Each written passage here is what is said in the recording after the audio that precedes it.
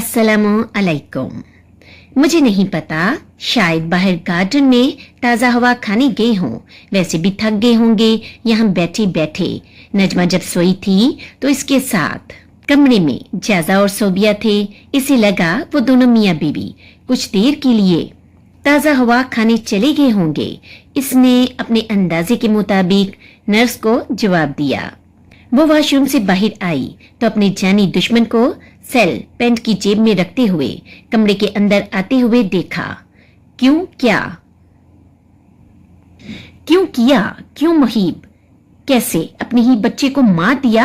मैं पूछती हूँ कैसे इतने पत्थर दिल बने? कैसे अपनी ही औलाद को मारकर इतने पुरस्कून खड़े हो तुम?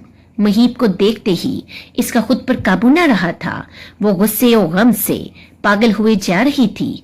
तेजी से इसके रूबरू आकर इसका गिरेबान